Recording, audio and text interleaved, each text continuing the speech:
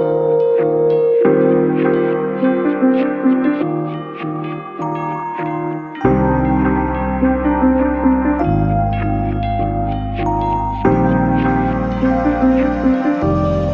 met this woman at a festival in January, and I was captivated by her name, Ima Naviah Rose.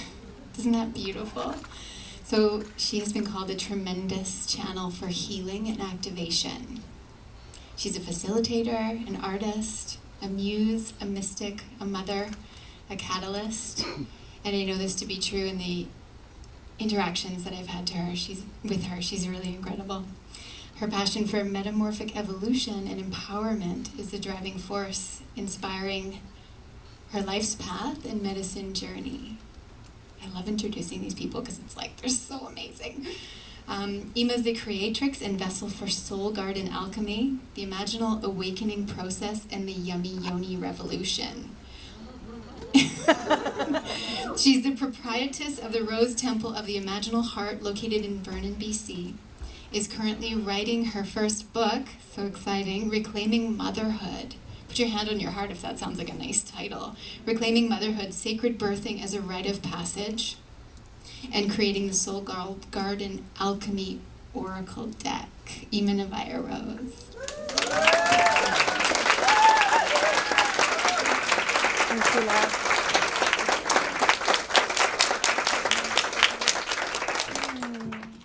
Thank you, everyone. It's such an honor to be here with you today. I love that vulnerabilities one went first because I felt like she was speaking right to me. So yes, my name is Ima Naviah Rose. I'm an integrative healing and ascension arts facilitator, and I specialize in superfood nutrition, and I'm here also as a transformational storyteller. And boy, do I have a story for you.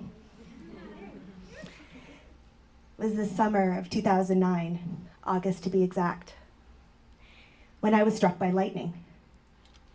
Now I see what you're looking. It wasn't like lightning in the physical sense. It was more like this spiritual lightning that like crashed down on my crown, activating every single one of my cells, igniting with this download, this quantum packet of information. Whew, and I'm feeling that right now. And during this quantum packet of information download, it activated at my crown, my third eye, and my higher heart. And in front of me, it projected this beautiful and powerful hologram. It was an open-eyed visualization of a rainbow light body activation.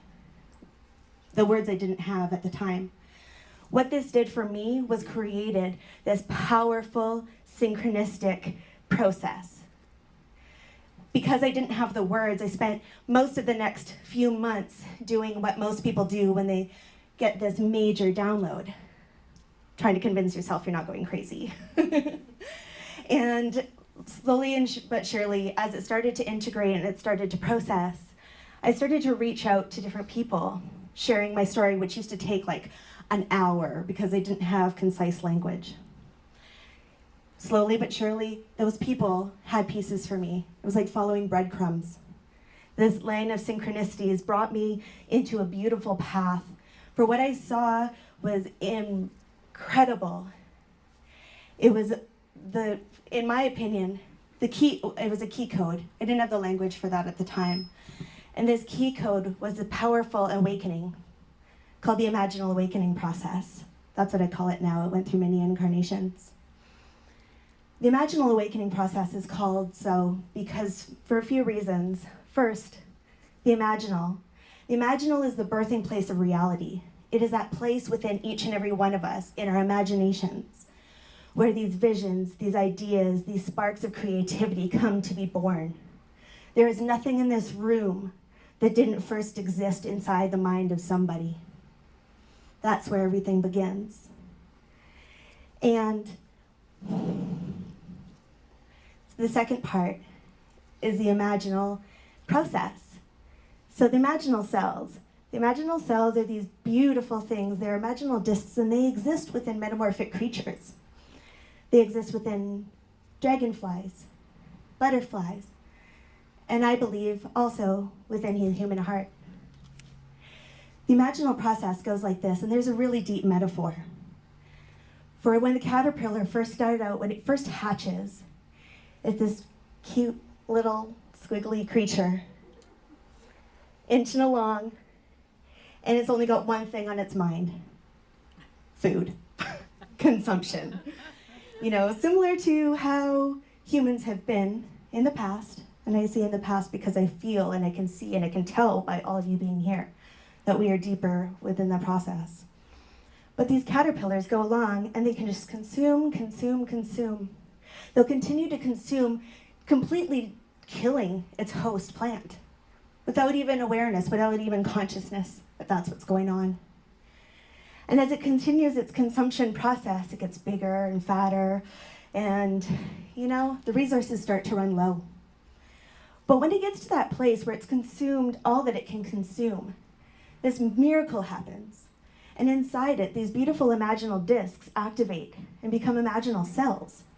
These imaginal cells are incredible because they carry a completely different genetic code. And just like the imaginal cells within a caterpillar, I believe that there are imaginal beings that are waking up one by one, and it's been happening for a long time. But just like within the caterpillar, where when these imaginal cells awaken, the immune system, the system, doesn't recognize it, doesn't see it as one of its own. And so what does it do? Kills it. It suppresses it, this new code, this new information. And we've been seeing that happening in our past as well, and our present. The system not recognizing the change that is coming or being scared of the change that is coming and seeks to suppress the information, suppress these imaginal beings carrying all of their magic. Seen it so many times in the past with witch trials, with the, you know, the eradication and the cultural genocide of the indigenous, you know, all over the world. And because of our entire universe being this beautiful fractal, it also gives me hope. Because the system, it's just doing its job. You know, it's not evil, it's not bad. It's just doing what it thinks it's necessary. However, if you continue to look deeper into the metaphor, you see that when the imaginal cells start activating one by one, even though they get killed through the miracle of life, they continue to activate at a higher and higher frequency. They continue to grow more and more people. The cells activate faster and faster and faster. More and more of these cells, these imaginal cells, these imaginal beings, start to be born and start to become awake. And as these beautiful beings start to awaken and these beautiful cells start to activate, they start bumping into each other. They start finding each other. And they create these conglomerates, kind of like how we are in this room right now. It's a big, yummy, juicy conglomerate of individuals acting in their individual being, individual self, individual paths. And eventually, when enough of these conglomerates exist within the caterpillar, and I believe as soon as enough of these communities exist within the world, when they get together, they start vibrating at the same frequency, in the same resonance. Perhaps you can even feel it now in this room, feeling each other, sinking into alignment, synchronizing, you know? And that's why we hold events like this, so we can all come together and synchronize and continue to vibrate at the same frequency. And so when enough of that happens and there's this particular frequency that's being held, this amazing transformation begins. And this moment, this sweeping realization goes over the caterpillar, and it starts to realize, hey, I'm a butterfly. And what happens is it starts at the top. And it starts the cocooning process, moving into the chrysalis. And it starts at the top, so it starts with the crown, the way we connect. Feeling the spirit, feeling the connection. And then it moves down to the eyes. And the eyes begin to shift. And the way that you perceive the world starts to shift. And the way we will be able to see each other begins to shift. And then it moves down even further through the mouth. It's how we communicate, how we talk to each other, how we put our messages out into the world. Continuing to move down into the heart space where we connect, and how we choose to connect from a heart space. And so it continues down until the chrysalis is complete. And this is where I feel like we are right now on a global spectrum, is we're starting to move into the chrysalis phase. You can see it, the structures are weakening, the system is no longer able to keep us down in the ways that it used to, how hard as they might try.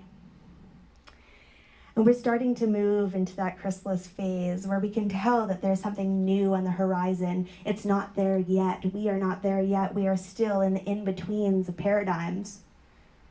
And yet it's coming. And I do believe that. And so as this chrysalis forms, once it is complete, this beautiful process of dissolution occurs. And every single one of those caterpillar cells die. And they dissolve. And they turn into this beautiful, nutritious goo. And what's really cool too is the infrastructure, the systems, they stay. And once the process of dissolution is complete, those caterpillar cells, or the butterfly cells, the imaginal cells, they kind of snap awake. And those conglomerates start working as a unified whole, and they know their purpose, and they know their reason, and they know why they're here and what they're doing together. And they move into that infrastructure. And when they move into that infrastructure, that's when the new growth starts. That's when the antennae start to grow. And we connect to those like psychic realms even more, telepathy perhaps. And the wings start to grow, and the legs. And as all of that process, all of that goo starts to materialize into this brand new, amazing creation, then the fun part starts, and that's the emergence. And now, there's no level of emergence that is going to be beneficial without a little bit of struggle. And that struggle is necessary, because if you put that caterpillar and you helped it out, its wings wouldn't fulfill.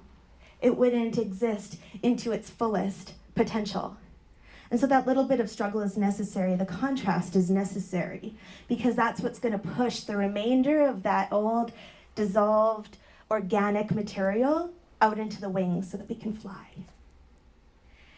And once the emergence happens and the wings begin to dry and the butterfly gets ready to start to soar, what does the butterfly become but the opposite of the caterpillar? It becomes pollinators. It becomes creation, manifestors of creation. You know, it goes from flower to flower, bringing life. And that's what we're here to do.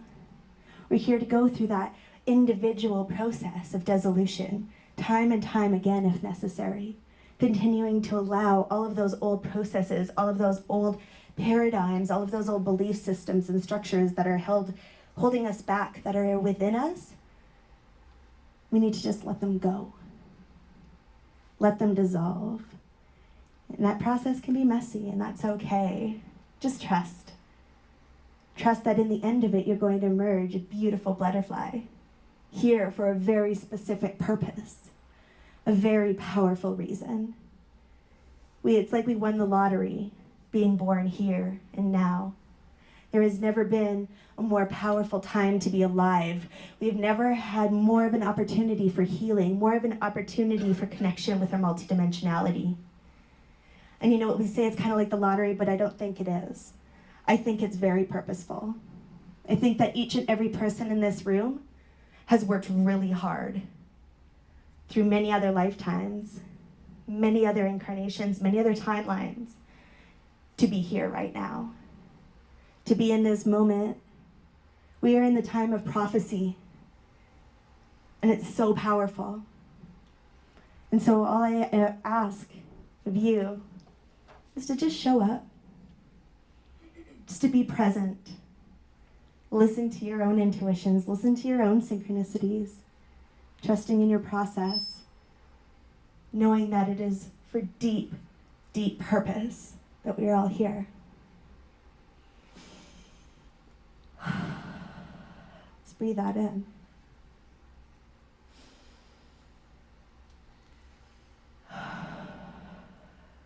One more time, collectively in.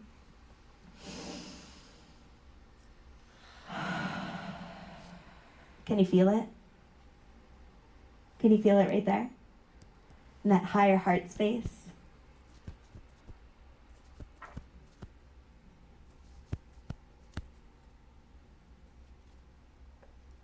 I'm so deeply honored to be sharing this experience with each and every one of you. Thank you so much for being.